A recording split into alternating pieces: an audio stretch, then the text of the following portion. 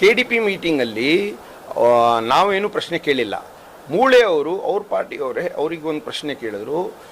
ನಮ್ಮ ನಿರ್ಮಿತಿ ಕೇಂದ್ರದಿಂದ ಏನು ಕೆಲಸಗಳಾಗ್ತಾ ಇದೆ ಅದು ಕಲ್ಪೆ ಮಟ್ಟದ ಕೆಲಸ ಆಗ್ತಾ ಇದೆ ಅಂತ ಕೇಳಿದರು ಅಲ್ವಾ. ಅವ್ರು ಯಾರಿಗೆ ಕೇಳಿದರು? ಅವ್ರು ಕೇಳಿದ್ರು ನಿರ್ಮಿತಿ ಕೇಂದ್ರ ಅವರಿಗೆ. ಸೊ ನಿರ್ಮಿತಿ ಕೇಂದ್ರ ಆಫೀಸರ್ಸ್ ಅದ್ರ ಬಗ್ಗೆ ಪ್ರಶ್ನೆ ಉತ್ತರ ಕೊಡಬೇಕು, ಇಲ್ದಿದ್ರೆ DC ಅವ್ರು ಕೊಡಬೇಕು. ಇವ್ರು ಯಾಕೆ ಕೊಟ್ಟರು? ಏನು ಇವ್ರು ಮಾಡ್ತಾ ಇದ್ದಾರಾ ಕೆಲಸ? ಅದು ಈ ಆನ್ಸರು ಜನಗಳು ಅವ್ರಿಗೆ ಕೇಳಬೇಕು. ನೀವು ಯಾಕೆ ಉತ್ತರ ಕೊಟ್ಟಿದ್ದೀರಿ ಅಂತ MLA ಅವ್ರಿಗೆ ಕೇಳಬೇಕು, ಹೌದಲ್ವಾ? ನಿರ್ಮಿತಿ ಕೇಂದ್ರ ಕೆಲಸ ಮಾಡ್ತಾ ಇದೆಯಲ್ಲ, ಹೌದಲ್ವಾ? ಸೊ ಯಾರು ಆನ್ಸರ್ ಮಾಡ್ಬೇಕು ಅದಕ್ಕೆ? ನಮ್ಮ ಮೂಳೆ ಸಾಹೇಬ್ರು ಯಾರಿಗೆ ಕೇಳಿದ್ರು? ನಿರ್ಮಿತಿ ಕೇಂದ್ರದಲ್ಲಿ ಕಳಪೆ ಮಟ್ಟದ ಕೆಲಸ ಆಗ್ತಾ ಇದೆ ಅಂತ ಹೇಳಿದರು, ಹೌದಲ್ವಾ? ಅದಕ್ಕೆ ಅವ್ರು ನಿರ್ಮಿತಿ ಕೇಂದ್ರ ಅವ್ರು ಆನ್ಸರ್ ಮಾಡ್ತಾರೆ. ಇವ್ರು ಯಾಕೆ ಆನ್ಸರ್ ಮಾಡಿದ್ರು? ಫಸ್ಟ್ ಪಾಯಿಂಟ್ ಅದು. ಮತ್ತೆ ಬೇರೆ ಪ್ರಶ್ನೆ ಯಾವ್ದು ನಿಮ್ಮದು?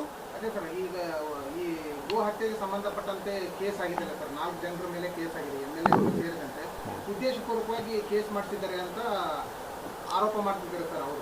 ನೋಡಿ, ಅವರಿಗೆ ಬೇರೆ ಯಾವುದು ವಿಷಯ ಇಲ್ಲ. ಇದು ವರ್ಷಕ್ಕೆ ಒಂದ್ಸಲ ಇದೇ ವಿಷಯ ಎತ್ತುತ್ತಾರೆ. ಬೇರೆ ಯಾವುದು ಎಲ್ಲ ಕಡೆ ಕಳಪೆ ಮಟ್ಟದ ಕೆಲಸ ಆಗ್ತಾ ಇದೆ, ಅದಕ್ಕೆ ಡೈವರ್ಟ್ ಮಾಡೋಕ್ಕೆ ಈ ಥರ ವಿಷಯ ಅವ್ರು ಎತ್ತುತ್ತಾರೆ ಅಲ್ಲ. ಒಂದು ಪಾಯಿಂಟ್ ನಂಬರ್ 1. ಸೆಕೆಂಡು, ಏನದು ತಪ್ಪಾಗ್ತಾ ಇದ್ರೆ ವ್ಯವಸ್ಥೆ ಇದೆ, ಪೊಲೀಸ್ ಅವರು ಇದ್ದಾರೆ, ಡಿಸ್ಟ್ರಿಕ್ಟ್ ಅಡ್ಮಿನಿಸ್ಟ್ರೇಷನ್ ಇದ್ದಾರೆ, ತಾಲೂಕು ಅಡ್ಮಿನಿಸ್ಟ್ರೇಷನ್ ಇದ್ದಾರೆ. ಅವ್ರಿಗೆ ಹೇಳಿ, ನೀವು ಹೆಂಗೆ ಹೋಗ್ತೀರಿ ಮನೆಗೆ? ಇವಾಗ ನಾಳೆ ನಾವು ನಿಮ್ಮ ಮನೆಗೆ ಬರ್ಬೋದಾ? ಯಾರಾದರೂ ಬಂದು ದೂರು ಕೊಡ್ತಾರೆ ನಿಮ್ಮ ಮನೆಗೆ ಬರ್ಬೋದಾ? ಯಾರಾದ್ರು ನೀವು MLA ಇರಲಿ, ಯಾರಾದರೂ ಮಿನಿಸ್ಟ್ರಿ ಇರಲಿ, ಚೀಫ್ ಮಿನಿಸ್ಟರ್ ಇರಲಿ, ನಿಮ್ಮ ಮನೆಗೆ ಬರ್ಬೋದೇನ್ರಿ? ಆಗಲ್ಲ ಅಲ್ಲ.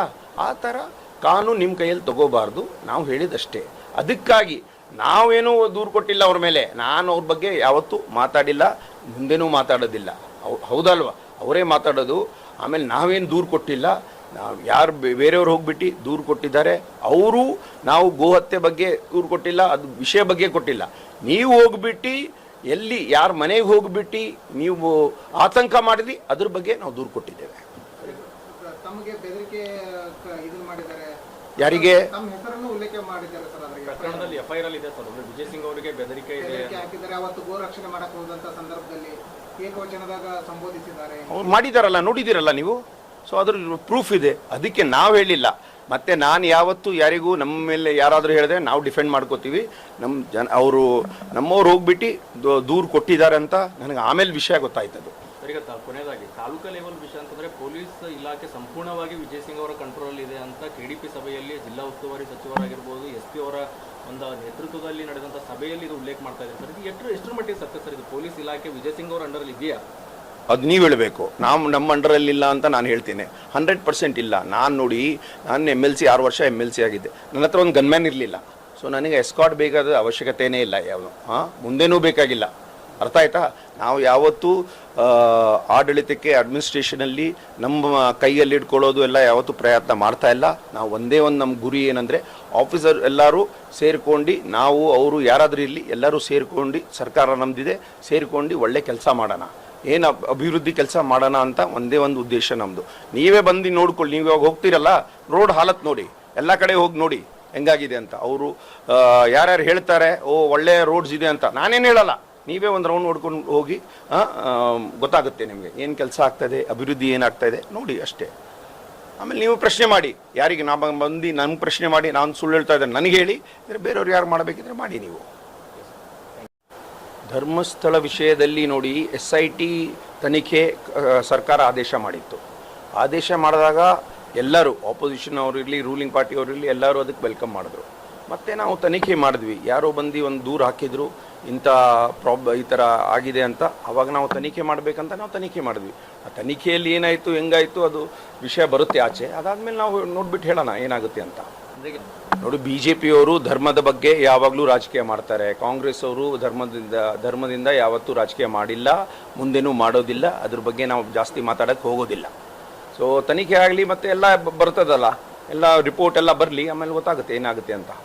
ನೋಡಿ, ಅವರು ಫಸ್ಟ್ ಆಫ್ ಆಲ್ ನಾವು SIT ತನಿಖೆ ಮಾಡುವಾಗ ಆವಾಗಲೇ ಅಪೋಸ್ ಮಾಡಬೇಕಿತ್ತು, ಮಾಡೇಬೇಡಿ ಅಂತ ಹೇಳಬೇಕಿತ್ತು. ಅವ್ರು ಮಾಡಿದ್ರಾ? ಅವರು ವೆಲ್ಕಮ್ ಮಾಡಿದ್ರು, ಹೌದಾ ಅಲ್ವಾ? ವೆಲ್ಕಮ್ ಮಾಡಿದರು. ಸೊ ಮತ್ತೆ ವೆಲ್ಕಮ್ ಮಾಡಾದ್ಮೇಲೆ ನಾವು ನಮ್ಮ ಕೆಲಸ ಏನು? ಇವಾಗ ನೀವು ಹೋಗ್ಬಿಟ್ಟು ಪೊಲೀಸ್ ಸ್ಟೇಷನ್ ಹೋಗ್ಬಿಟ್ಟು ದೂರ ಹಾಕಿದ್ರೆ ದೂರ ಏನು ಮಾಡ್ತಾರೆ? ತನಿಖೆ ಮಾಡ್ತಾರೆ. ಕರೆಕ್ಟ್ ಅಲ್ಲ? ತನಿಖೆಯಲ್ಲಿ ಒಂದೊಂದು ಸಲ ಅಪರಾಧಿ ಆಗ್ತಾರೆ, ಒಂದೊಂದು ಸಲ ನಿರಪರಾಧಿ ಆಗ್ತಾರೆ. ಸೊ ಹಂಗೆ ತನಿಖೆಯಲ್ಲಿ ಏನಾಗುತ್ತೆ ಬರಲಿ, ಆಮೇಲೆ ನೋಡೋಣ ಏನಾಗುತ್ತೆ ಅಂತ. ಏನು RSS ಗೀತೆ ಏನು ಹಾಡಿಲ್ಲ, ಅವರು ಬರೀ ಕೋಟ್ ಮಾಡಿದ್ರು ಅಷ್ಟೇ. ಕೋಟ್ ಮಾಡಿದ್ದು ಅವರು RSS ಗೀತೆ ಏನು ಹಾಡಿಲ್ಲ. ಮತ್ತು DK ಶಿವಕುಮಾರ್ ಅವರು ಬಾರ್ನ್ ಕಾಂಗ್ರೆಸ್ ಮೆನ್, ಅದು ಅವ್ರು ಹೇಳಲ್ಲ, ಬೇರೆಯವರು ಹೇಳ್ತಾರೆ. ಅವ್ರು ಯಾವಾಗಲೂ ಅವ್ರ ರಕ್ತದಲ್ಲೇ ಕಾಂಗ್ರೆಸ್ ಇದೆ, ಅವ್ರು ಕಾಂಗ್ರೆಸ್ಸಲ್ಲೇ ಉಳ್ಕೊಳ್ತಾರೆ. ಮತ್ತು ಅದ್ರ ಬಗ್ಗೆ ಜಾಸ್ತಿ ಏನು ಚರ್ಚೆ ಮಾಡೋದೇನು ಬೇಡ. ಅವ್ರು ಬರೀ ಏನೋ ಒಂದು ಕೋಟ್ ಮಾಡಿರ್ಬೋದು ಅಷ್ಟೇ. ಅವ್ರು ಗೀತೆ ಆಡಿದ್ದಾರೆ ಅಂತ ಎಲ್ಲರೂ ಹೇಳ್ತಾ ಇದ್ದಾರೆ, ನನಗೇನು ಅನಿಸ್ತಾ ಇಲ್ಲ ಅದು. ಸರ್, ಇತ್ತೀಚೆಗೆ ಬೀದರ್ ಡೆವಲಪ್ಮೆಂಟ್ ಕುರಿತು ಅಂತಂದ್ರೆ CM ಅವ್ರಿಗೆ ಕೂಡ ಅಂದ್ರೆ ಕಾಂಗ್ರೆಸ್ನಲ್ಲಿ ಭಿನ್ನಮತ ಕೂಡ ಸ್ಫೋಟವಾಗಿದೆ. ಈಶ್ವರ್ ಖಂಡ್ರೆ ಅವರು ಇಲ್ಲಿ ನಾಯಕರು ಕೂಡ ತಿರುಗಿ ಬಿದ್ದಿದ್ದಾರೆ ಅಂತ ರೀಸೆಂಟ್ಲಿ ಸದನದಲ್ಲಿ ಕೂಡ ರಾಜಶೇಖರ್ ಪಾಟೀಲ್ ಅವರ ನೇತೃತ್ವದಲ್ಲಿ ದೂರು ಕೂಡ ಕೊಡಲೇ. ಸರ್, ತಾವು ಯಾವ ಬಣದಲ್ಲಿದ್ದರೆ ಏನು ಸರ್ ಚರ್ಚೆ ಬೀದರ್ನಲ್ಲಿ ಏನಾಗ್ತಾ ಇದೆ ಕಾಂಗ್ರೆಸ್ನಲ್ಲಿ ಅಂತ? ನೋಡಿ, ಇದ್ರ ಬಗ್ಗೆ ನಾವೇನು ಮಾತಾಡಂಗಿಲ್ಲ. ಯಾಕಂದರೆ ನಾವು ಇದು ಅವರು ಎಲ್ಲರೂ ದೊಡ್ಡವರು ಏನಿದ್ದಾರೆ ಅವರು ಎಲ್ಲ ಬಗೆಹರಿಸ್ತಾರೆ. ಏನು ಪ್ರಾಬ್ಲಮ್ ಏನಿಲ್ಲ ಅದ್ರ ಬಗ್ಗೆ. ಇದು ಸ್ವಲ್ಪ ಏನಾದರೂ ಭಿನ್ನಮತ ಇರ್ಬೋದು, ಏನಾದರೂ ಮಿಸ್ಅಂಡರ್ಸ್ಟ್ಯಾಂಡಿಂಗ್ ಇರ್ಬೋದು. ನಾವು ಕೂತ್ಕೊಂಡು ಮಾತಾಡಿ ಅದು ಚರ್ಚೆ ಮಾಡಿ ಅದಕ್ಕೆ ಬಗೆಹರಿಸ್ತೀವಿ.